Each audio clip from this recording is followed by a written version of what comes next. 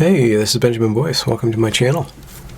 I'm going to read you an article from Time magazine.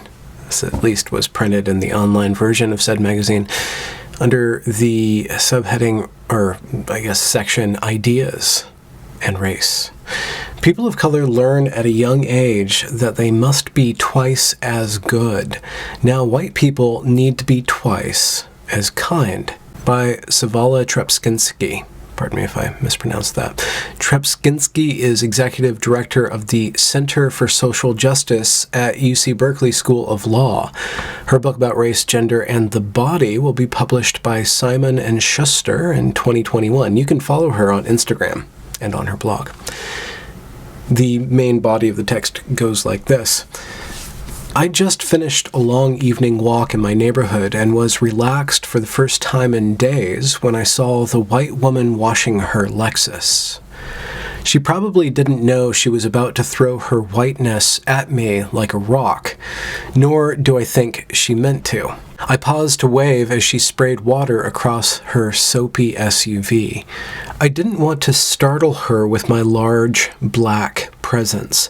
She made eye contact but didn't wave back.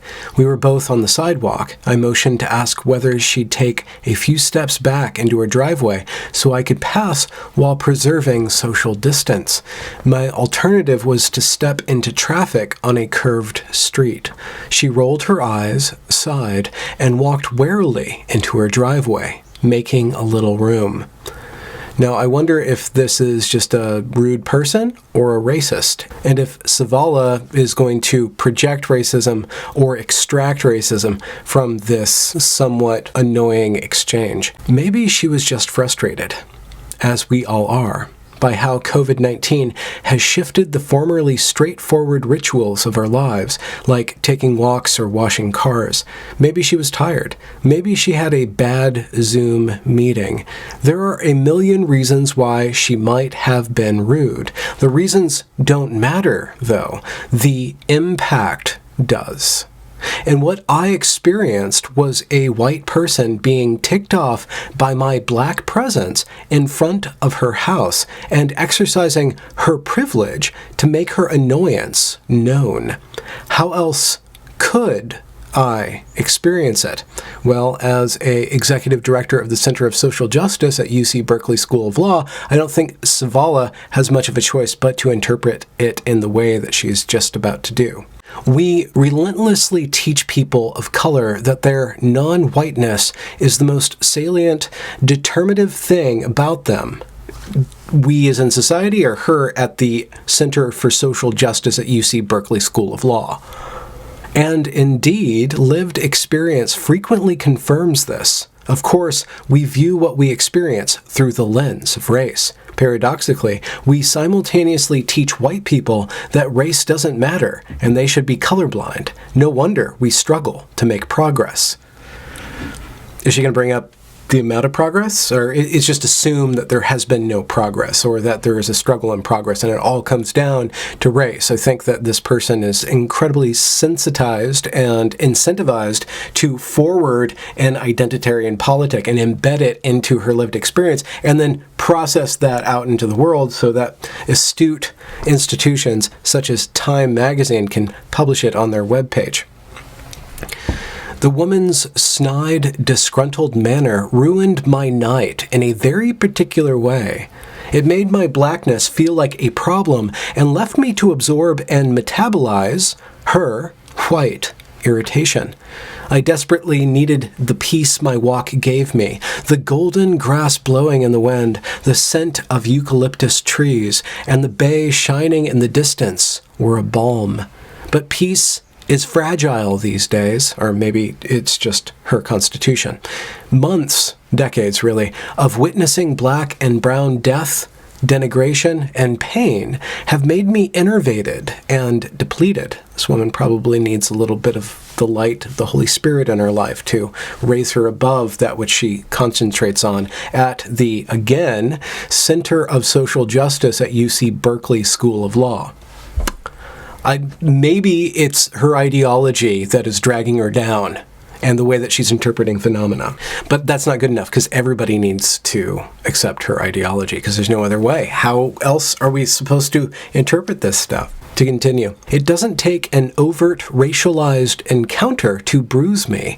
As she stood in her driveway, I walked on with my heart racing and tears in my eyes. Still, I wish I could speak to this neighbor, because people of color have a golden rule that would be useful for white people too. Our rule says, be twice as good as what? Be twice as good as what? Starting when we're children, people of color learn in overt and subtle ways that we must often be twice as good and work twice as hard to get half as far as our white counterparts. This adage is a way of recognizing how systemic racism impacts our lives, and it encourages us to keep pushing against it. I'm calling for white folks. Wait, pushing against it? Does that refer to walking around with a racing heart and tears in your eyes? Is that how you push against it? Or do you just bottle up all that aggression that you're projecting onto this encounter and then you spew it out on the internet?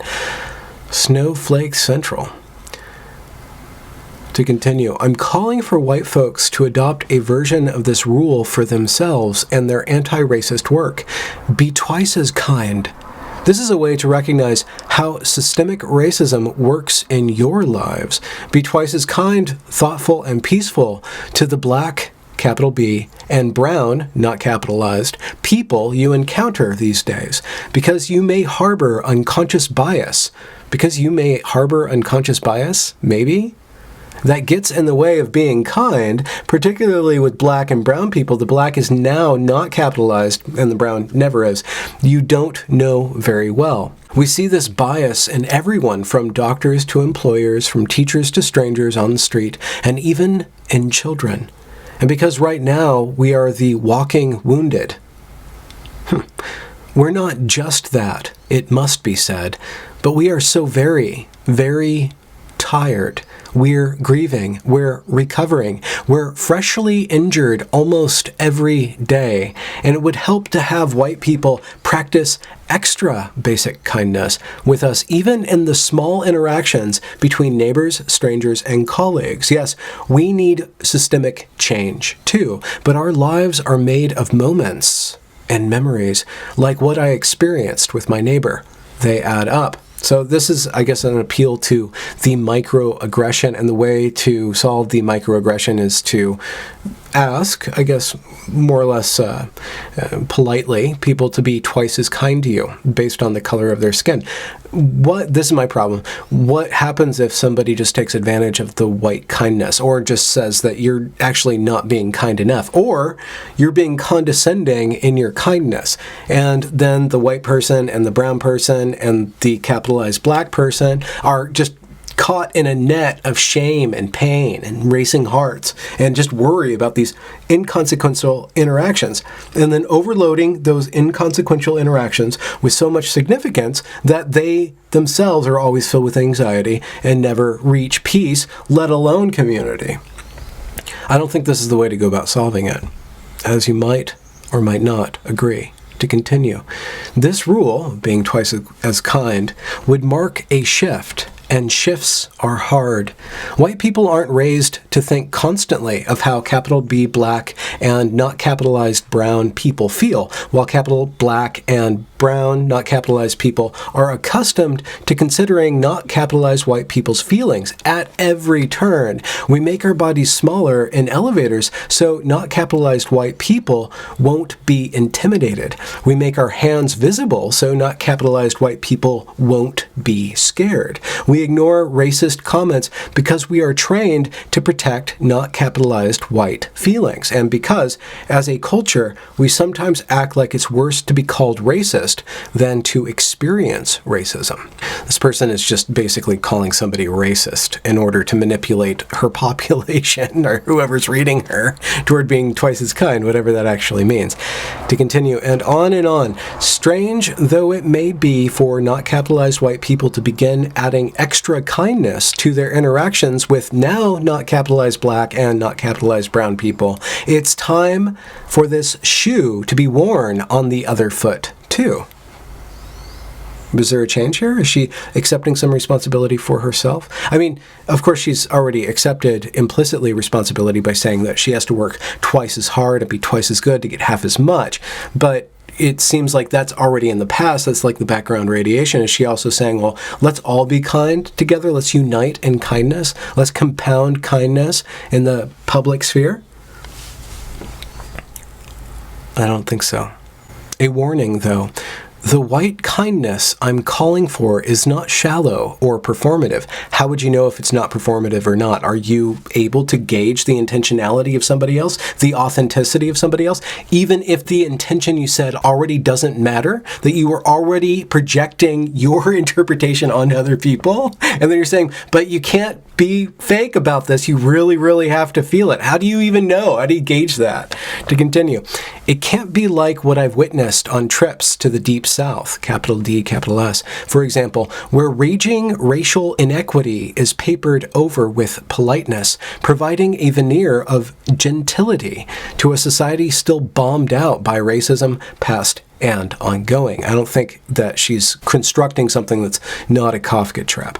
No, the kindness I'm talking about is an outgrowth of the deep anti-racist work so many white people are undertaking. So it is a call to really get into that religion, to really find the source of the religion and really tap into the authenticity at the root of this constant forwarding of these identities and putting identity first in every interaction. Her answer is to burrow deep into the ideology that is causing her to see pain and trauma in every minute interaction.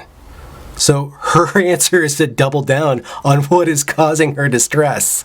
And no, not even doubling down on it, but having everybody else double down on it too. To continue, along with learning about things like white apathy and white fragility, the whites haven't been capitalized, redlining and convict leasing, and other over-policing and under-resourcing of capital B black neighborhoods, uncapitalized white people's work should include a heightened standard of kindness toward the capital B black and not capitalized brown people they run into in life. Consider it an intentional counterweight to the unconscious racism that is almost certainly present in your mind and heart. This person can see into your heart and soul and read their racism and then say, well, don't feel bad about being called a racist because I'm authentic in my projections upon you, but you better damn well not be inauthentic in your reactions to me. And I would rather have you openly hate me than to scoff at me or wryly smile or read my words out loud and criticize them on the internet, because that would actually cause the breakdown of my not at all fragile worldview. To continue, consider it an intentional counterweight to the unconscious racism that is almost certainly present in your mind and heart. Consider it a version of brotherly love and good citizenship. Consider it a form of reparations. I knew it, which should be personal in addition to structural. I called this. I called it out. They don't want just monetary reparations. And by they, I don't mean black people. I mean the proponents of places such as the Center for Social Justice at UC Berkeley Law. What they're aiming for is moral reparations. They want you to understand that certain races are capitalized and should be treated twice as better as anybody else to make up for the fact that, there's historical inequities or financial inequities and stuff. I don't think that is the way forward. This is incredibly divisive, but they want to sap you of your kindness. They want kindness. They want your authenticity as a reparation. They want you to project callow, some sort of very immature version of what a human being is onto people. For what reason?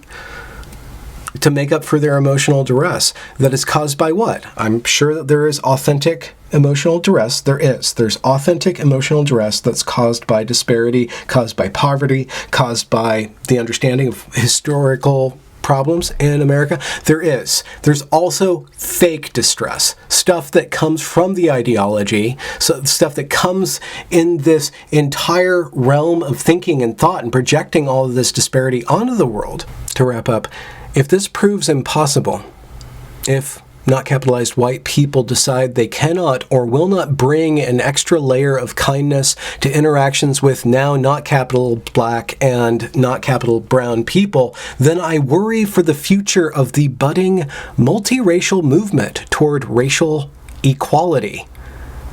It's not equality. One race is inconsistently, but more often than not, capitalized than others. That's not equality. Embedded in the language is inequality, but it's inequality that's justified by other inequalities. But don't bullshit me. It's not equality. Give me a break. If it proves too hard to remember, too uncomfortable to practice, or too strange to get used to, then we have deeper problems than we realize. So if you don't give me what you want, I'm just going to give up on this whole project, right? We have deeper problems. It's even deeper than your subconscious bias that you might have, but I know for certain that you actually do have embedded in you. It's even deeper than that. It's in your very soul. I think how much further than your unconscious can this woman project and reach as far as she needs to extract what she wants, which is a moral reparation. But she writes, I'm hopeful. Most people want to be kind. Practice makes progress. And that is Salva. Let's go over to her Instagram. So there is legitimate grievance, for sure. And then there's illegitimate grievance, for sure. And it seems like things are pushed in a certain way and pushed all over the place in these institutions and stuff. And I think that it should be called out and seen for what it is, which is manipulation, and is actually the outgrowth of a weak ideology that causes everybody to be weak and not really find strength in something other than just moral calculations going on and on and on. I do hope that she finds peace in her heart and in her life, and the next time somebody doesn't act like she wants them to, she will just let it slide. Truly let it slide. That's Benjamin Boyce. I hope I added something of worth to your time with me. I will talk to you soon. Have a good day. Bye.